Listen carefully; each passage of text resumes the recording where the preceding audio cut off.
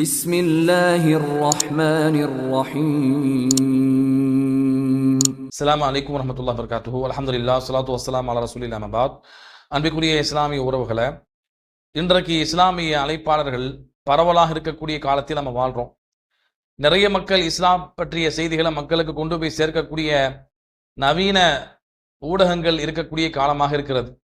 இருந்தாலும் கூட இன்றைக்கு செய்திகள், இஸ்லாம் பற்றிய செய்திகள் எப்படி அதிகமாக பரவுகிறதோ அதே போல வழிகெடுக்கக்கூடிய அழைப்பாளர்களும் அதிகமாக பரவக்கூடிய காட்சிகளை பார்க்கிறோம்.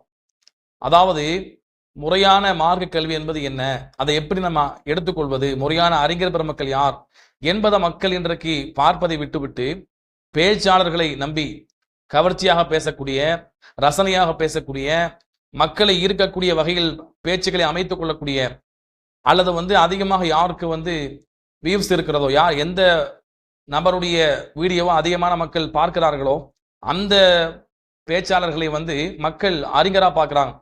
இன்னொருபடி மேலாக யாரெல்லாம் பிரபலியமாக இருக்கிறார்களோ அந்த பிரபலியமாக இருக்கக்கூடிய மக்கள் அனைவருமே பெரிய மார்க்க மேதை என்பதை போல கருதக்கூடிய காலத்துல நம்ம வாழ்றோம். இது மிகப்பெரிய ஒரு சோதனையாக இருக்கிறது.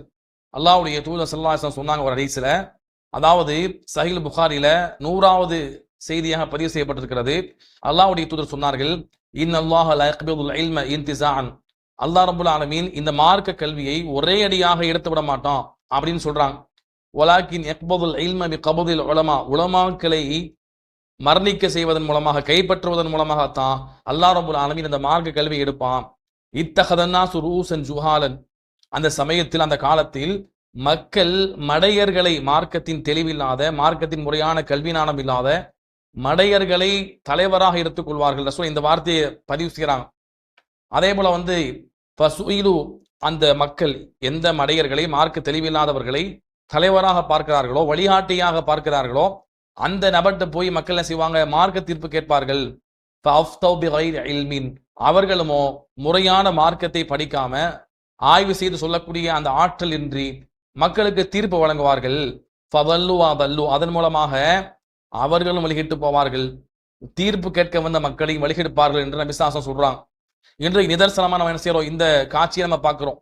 இன்றைக்கு பரவலாக மார்க்கத்தினுடைய கேள்வி பதில்களை சாதாரணமான ஒரு நபரா இருக்கிறார், மார்க்கம் சார்ந்த துறை சார்ந்த எந்த ஒரு நாலேஜும் இல்லாத நபர் இன்றைக்கு மக்களுடைய கேள்விகளுக்கு பதில் சொல்லக்கூடிய காட்சியை பார்க்கிறோம். நம்ம குறிப்பிட்டு யாரையும் சொல்ல தேவையில்லை, இது பரவலாக நடைபெறக்கூடிய ஒன்றாக இருக்கிறது.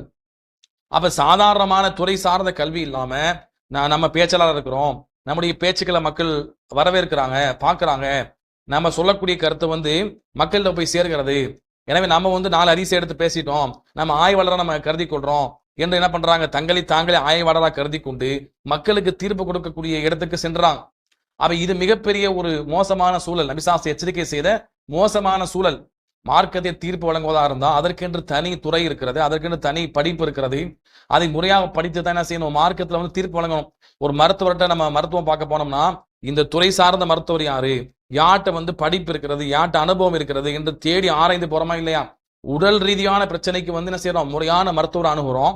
ஆனா மார்க்க ரீதியான, மறுமை ரீதியான இந்த மார்க்க தீர்ப்புகளுக்கு என்ன செய்யறோம், நம்ம அதை முறையான அறிஞரை அனுமதி கிடையாது. யாரு பேச்சாளரோ அவங்களை என்ன செய்யறோம், அறிஞரை பார்க்கிறோம். அப்ப இந்த விஷயத்துல மக்கள் எச்சரிக்கையாக இருக்க வேண்டும்.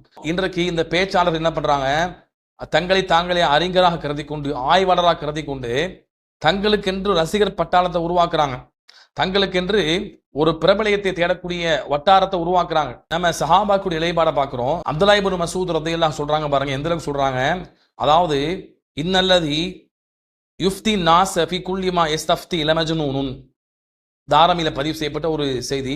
அப்துல்லாஹ் இப்னு மஸ்ஊத் ரலியல்லாஹுடைய பிரபலயமான ஒரு கூற்று. அவங்க தெளிவா சொல்றாங்க பாருங்க, யார் மக்கள் கேட்கக்கூடிய எல்லா விஷயத்திற்கும் தீர்ப்பு வழங்குவாரோ அவர் லமஜ்னூன், அவர் பைத்தியக்காரர், மடையர் என்று சொல்றாங்க.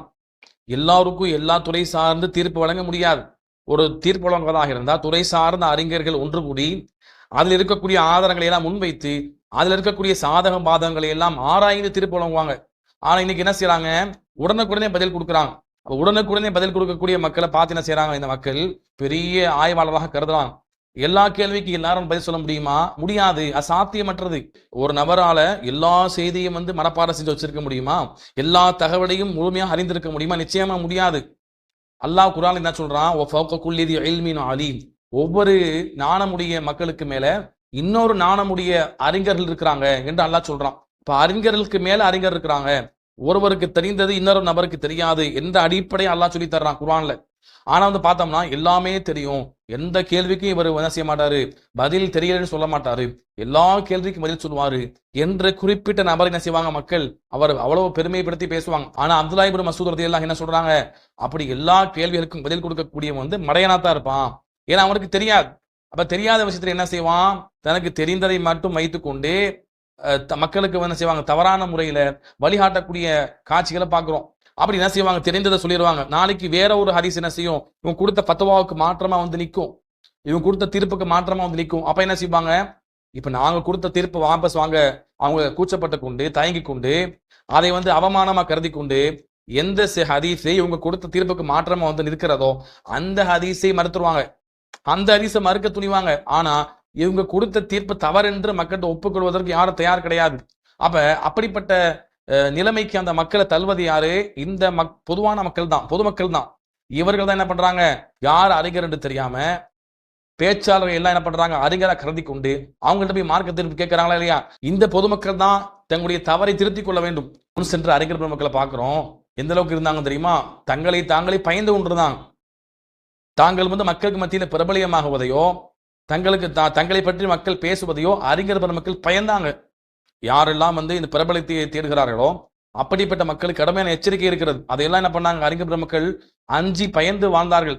இமாம் அஹ்மத் பின் ஹம்பல் ரஹிமஹுல்லாஹ் பற்றி சொல்லப்படுகிறது, அவங்க என்ன செய்வாங்க, மக்கள் தங்களை பின்பற்றுவதை, தங்களுடைய கருத்தை எடுத்து பின்பற்றுவதை, தங்களுடைய பெயரை சொல்லி நாங்க அவரை பின்பற்றுறோம் என்று சொல்வதை அவங்க கண்டாங்கன்னு சொன்னா அல்லாஹ் என்னை மறைமுகமாக சோதிக்கின்றானோ என்று என்ன பண்ணுவாங்க, கண்ணீர் விட்டு அழுவாங்கன்னு பாக்குறோம். இதுதான் உண்மையான அறிஞருடைய அடையாளம். ஆனா இன்னைக்கு நம்ம பாக்குறோம், எத்தனையோ மக்கள் நம்ம பாக்குறோம், ஒரு பேச்சாளர் இருப்பாரு, அவரே மாதிரியே காப்பி அடித்து என்ன பண்ணுவாங்க, அப்படியே காப்பி அடித்து அவர் எந்த முறையில பேசுகிறாரோ அதே துணியில பேசுவாங்க, அவர் எந்த இடத்துல சத்தத்தை உயர்த்துவாரோ அதே மாதிரி உயர்த்துவாங்க, எங்க தாழ்த்துவாரோ அதே மாதிரி தாழ்த்துவாங்க. இப்படி எல்லாம் இன்னைக்கு என்ன பண்றாங்க, ஒரு பேச்சாளரை மக்கள் அப்படியே ஃபாலோ பண்ணக்கூடிய காட்சியை பார்க்கிறோம். ஆனா இவருடைய மக்கள் தங்களை தூக்கி கொண்டாடுவதை, தங்களை பெரிய ஆளாக பார்ப்பதை அவர்கள் வரவேற்கிறார்கள், அதை ஆமோதிக்கிறாங்க. அப்ப இப்படிப்பட்ட மக்கள் அல்லாஹ்வை பயந்து கொள்ளுங்க. நபி ஸல்லல்லாஹு அலைஹி வஸல்லம் சொல்றாங்க தெரியுமா, அதாவது மன் லபிஸ ஸௌப ஷஹரத்தின் ஃபித் துன்யா அல்பஸஹுல்லாஹு ஸௌப மதில்லத்தின் யௌமல் கியாமா. யார் இந்த உலகத்தில் பிரபலியம் என்ற ஆடையை அணிந்து கொள்கிறாரோ, அதை ஆசைப்படுகிறாரோ, அவருக்கு மறுமையினாலே அல்லாஹ் ரப்பல் ஆலமீன் இழிவு என்ற ஆடையை அல்லாஹ் அணிவிப்பான் சொல்றான். இந்த ஹதீஸ் இப்னு மாஜாஹ் பதிவு செய்யப்பட்டிருக்கிறது. அப்ப எனவே பிரபலியத்தை தேடக்கூடிய நோக்கத்தில் நாம் இருக்கக்கூடாது. அல்லாஹ்வை பயந்து நமக்கு எந்த அளவுக்கு மார்க் ஞானம் இருக்கிறதோ அந்த அளவுக்கு தான் மார்க் தீர்ப்பை கொடுக்கணும். இல்லைன்னு சொன்னா படித்த அறிஞர்கிட்ட போய் கேளுங்க அப்படின்னு சொல்லணும். இல்லைன்னு சொன்னா அந்த குறித்த இடத்துல நம்மளால பதிவு சொல்ல முடியல, நமக்கு அவமானமா இருக்குன்னா பரவாயில்லை, நம்முடைய மரியாதையை நம்ம தாழ்த்தி கொண்டு மார்க்கத்தை நம்ம பாதுகாக்கணும். நம்ம வாயில தீர்ப்பா கொடுத்துட்டு மார்க்கத்துல என்ன செய்யக்கூடாது, விளையாடக்கூடாது. இமாம் மாலிக் ரஹிமஹுல்லாஹ் அவங்கள்ட்ட பாத்தீங்கன்னு சொன்னா ஒரு மனிதர் வர்றாரு, கிட்டத்தட்ட அவங்க வாழ்க்கையில வரலாற்றுல பிரபலமா சொல்லப்படக்கூடிய செய்தி 40 கேள்விகளை கேட்கிறார். அப்படி கேட்கும்போது இமாம் மாலிக் ரஹிமஹுல்லாஹ் என்ன பண்ணுவாங்க, வெறுமனே 12 கேள்விக்கு மட்டும் தான் பதில் சொல்லுவாங்க. அப்ப வந்த நபர் கேட்பாரு, மாலிக் அவர்களே, இமாம் அவர்கள் நீங்க பெரிய ஆலிம் என்று சொல்றாங்க, இந்த நாட்டிலேயே இந்த ஊர்லயே நீங்க தான் பெரிய ஆலிம் என்று சொல்றாங்களே, ஆனா நீங்க 40 கேள்விக்கு ஒரு பாதிக்கு கூட நீங்க பதில் சொல்லவில்லையே, வெறும் ஒரு 12 13 கேள்விக்கு தான் நீங்க பதில் சொல்லி இருக்கிறீங்க என்று கேட்கும் பொழுது மாலிக் ரஹிமஹுல்லாஹ் என்ன செய்வாங்க, அதை பதில் சொல்லும் பொழுது இந்த மாலிக்கை பத்தி மக்கள் கேட்டாங்கன்னா மாலிக்கு ஒண்ணுமே தெரியல என்று வெளியே போய் சொல்லு என்று என்ன செய்வாங்க, இப்படியே சொல்லி அனுப்புவாங்கன்னு பாக்குறோம். இதுதான் உண்மையான மார்க்கத்தை மக்களுக்கு சொல்லக்கூடிய அறிஞர்களுடைய நிலையாக நம்ம பார்க்கிறோம். இஹ்லாஸ் இருக்கணும், மார்க்கத்தை சொல்வது இஹ்லாஸ் இருக்கணும். நம்ம எவ்வளவோ மக்களை பார்க்கிறோம், இஹ்லாஸ் என்பது கிடையாது. மக்களுக்கு அவ்வளவு ஆர்வமா மக்களுக்கு பயன் பேசுவாங்க. ஆனா தாங்கள் சொல்லக்கூடிய கருத்து தவறாக இருந்தா அதை ஒரு அறிஞர் சுட்டி காண்பித்தா கூட என்ன செய்ய மாட்டாங்க, அதை திருத்திக் கொள்ள மாட்டாங்க. தங்களுடைய அந்த பிரபலியம், தங்களுடைய மக்களுக்கு மேல் இருக்கக்கூடிய அந்த கண்ணியம் அது விடுமோ என்று பயந்து என்ன செய்வாங்க, தாங்களுக்கு திருத்தி கொடுக்கப்பட்டாலும் கூட திருத்தி கொள்ளாத காட்சிகளை நம்ம பார்க்கிறோம். உஸ்மான் ஹமீஸ் என்று சொல்லக்கூடிய ஒரு குவைத்தை சார்ந்த ஒரு மார்க்க அறிஞர், அந்த அறிஞர் தன்னுடைய உஸ்தாதாகிய இப்னு உஸைம் ரஹிமஹுல்லாஹ் பத்தி சொல்றாங்க. அவங்க என்ன செய்வாங்கன்னு சொன்னா, இப்னு உஸைம் ரஹிமஹுல்லாஹ் ஒரு காலத்துல அவங்க வாழக்கூடிய காலத்துல இவங்க பெரிய ஒரு மாமேதை, பல மாணவர்களை பெரிய பெரிய அறிஞர் பெருமக்களை உருவாக்கிய ஒரு மிகப்பெரிய ஒரு மாமேதை. அவங்க என்ன செய்யறாங்க, ஒரு சமயத்துல பள்ளிவாசல் இருக்கிறாங்க, ஒரு நபர் என்ன பண்றானா, அந்த அவங்கள்ட்ட வந்து ஒரு கேள்விக்கு பதில் கேட்கிறார். அப்ப கேட்கும்போது இமாம் இப்னு உஸைமீன் ரஹிமஹுல்லாஹ் என்ன பண்றாங்க, அந்த நபர்கிட்ட கேட்கறாங்க, என்னை யாரும் தெரியுமான்னு கேட்கறான்.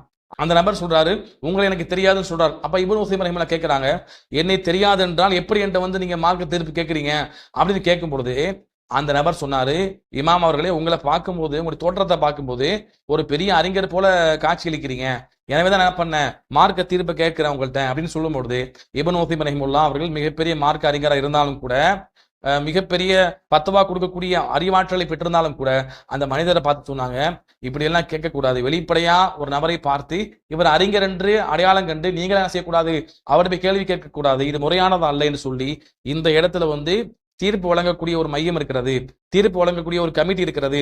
அந்த இடத்துல என்ன செய்யுங்க, அங்க போய் நீங்க உங்களுடைய கேள்விகளை முன்வைத்து மார்க்க சந்தேகங்களுக்கான தீர்ப்புகளை வாங்கிடுவாங்க அப்படின்னு சொல்லி அனுப்புவாங்க. அப்ப இதுதான் நம்ம பார்க்கிறோம், அறிஞர் பெருமக்களுடைய முறையான அறிஞர் பெருமக்களுடைய அணுகுமுறையா இருக்குது. தங்களை என்ன செய்ய மாட்டாங்க, முற்படுத்த மாட்டாங்க, தங்களை வந்து தாழ்த்தி கொள்வாங்க. எவ்வளவுதான் கல்வியில உயர்ந்தவங்க இருந்தாலும் தங்களை தாழ்த்தி கொண்டு மூத்த அறிஞர் பெருமக்களை தான் முற்படுத்துவாங்க. மூத்த அறிஞர் பெருமக்களுடைய அந்த ஃபத்வாக்களை தான் முன்னுதாரணமா சொல்லுவாங்க. ஆனா இன்னைக்கு நம்ம எப்படி பாக்குறோம்னு சொன்னா, மூத்த அறிஞர் பெருமக்கிட்ட இருந்து காப்பி அடிச்சு எல்லாத்தையும் படிச்சு விட்டு தான் சுயமாக ஆய்வு செய்ததை போல என்ன பண்றாங்க, மக்களுக்கு பணம் காட்டுறாங்க. மக்களுக்கு தெரியாது இன்னைக்கு யாரெல்லாம் இன்னைக்கு வந்து தௌஹீத் என்ற பேர்ல இப்படி பிரபலயமா இருந்து கொண்டு ஹதீஸை மறுத்து கொண்டு எந்த ஒரு முறையான ஆய்வும் இல்லாம மக்களுக்கு மத்தியில படம் காட்டி கொண்டிருக்கிறாங்களோ அவங்களெல்லாம் பாத்தீங்கன்னு சொன்னா, முன் சென்ற அறிஞர் பெருமக்கள் சொன்ன விளக்கத்தை வச்சு தான் ஆராய்ந்து தான் என்ன செய்வாங்க, பதில் சொல்லுவாங்க, விளக்கம் சொல்லுவாங்க. ஆனா தாங்களே ஆராய்ந்ததை போல, தாங்களே கண்டுபிடித்ததை போல காட்டிக் கொள்வாங்க. முன் சென்ற அறிஞர் பெருமக்களை பொருட்படுத்த மாட்டாங்க. எனவே வந்து மக்கள் வெளித்தோற்றத்தை பார்த்து ஒருவரை ஆலிம் என்று அடையாளம் கண்டு கொண்டு அவற்றிலிருந்து மார்க்கத்தை படிப்பதை தவிர்த்துக் கொள்ள வேண்டும். மக்கள் தெளிவானாங்கன்னா இது மாதிரியாக மக்கள் ஏமாற்றக்கூடிய அல்லது வந்து அரைக்குறையாக மார்க்க தீர்ப்பு வழங்கி மக்களை வழிகெடுக்கக்கூடிய மக்கள் உருவாக மாட்டாங்க. எனவே மக்கள் என்ன செய்யணும், பொதுமக்கள் எது முறையான மார்க்க கல்வி என்பதை நம்ம அறிந்து கொள்வதா இருந்தா அதற்கென்று தனியான ஒரு முயற்சி எடுக்கணும். முறையாக நம்ம என்ன செய்யணும், படித்து தெளிவு பெறணும். மார்க்கம் என்பது எப்படிப்பட்டது, எப்படி பாதுகாக்கப்பட்டது, மார்க்கத்தை எப்படி அணுகணும், குர்ஆன் சுன்னா எப்படி அணுகணும். இன்னைக்கு புதுசா வந்து மார்க்கத்தின் பேரால வந்து இருக்கிறத இல்லாமக்கிறாங்க, புதிய கருத்துக்களை சொல்றாங்க. இது எப்படி மார்க்கமாகும்? சஹாபாக்கள் இமாம்கள் முறையாக படித்து மார்க்கத்தை சொன்னவங்க, ரசூலால இருந்து கற்றுக்கொண்டு அப்படியே மார்க்கத்தை பாதுகாத்து சொன்னவங்க, அவங்க சொன்ன விளக்கத்தை எல்லாம் ஓர தள்ளி விட்டு இன்றைக்கு தாங்களே ஆய்வாளராக கருதி கொண்டு தாங்கள் வந்து எதை விளங்க நம்ம குர்ஆன் சுன்னால இருந்து அதை மக்களுக்கு தீர்ப்பா சொல்றாங்க.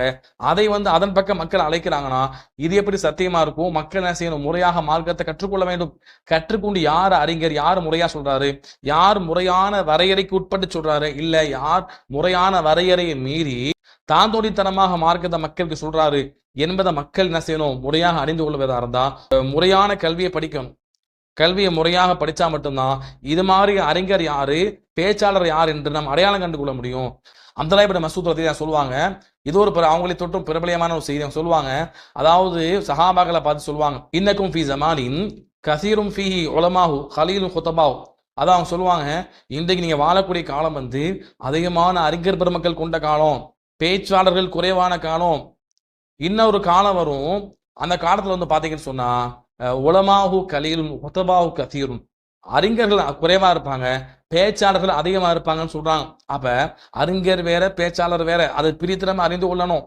அதை பிரித்து அறியக்கூடிய ஞானம் நமக்கு வேணும். அதற்கு முறையா படிக்கணும். இப்படி படிச்சா மட்டும்தான், இதை பிரித்து அறியக்கூடிய ஞானம் இருந்தா மட்டும்தான் இது மாதிரி குழப்பத்திலிருந்து நம்மை நாமே பாதுகாத்துக் கொள்ள முடியும்.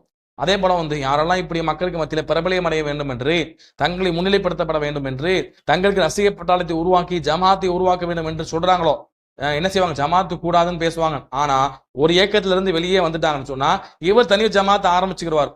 ஆரம்பிச்ச பின்னால் என்ன செய்வார், மக்களுக்கு ஜமாத்துனா கூடாது, பிரிவினை கூடாது, ஒற்றுமையா இருக்கணும்னு பேசுவார். ஆனா எந்தெந்த நபரெல்லாம் முறையான மக்களுக்கு மார்க்கத்தை சொல்ல வேண்டும், தங்களுடைய பெயரை வெளிப்படுத்தக்கூடாது, தாங்கள் மக்களுக்கு மத்தியில் அடையாளப்படுத்தப்படக்கூடாது, அல்லாஹ்வின் மார்க் மட்டும்தான் அடையாளப்படுத்தப்பட வேண்டும் என்று ஆசைப்படுறாங்களோ அவங்க என்ன செய்ய மாட்டாங்க, தனித்து ஜமாத்து உருவாக்க மாட்டாங்க.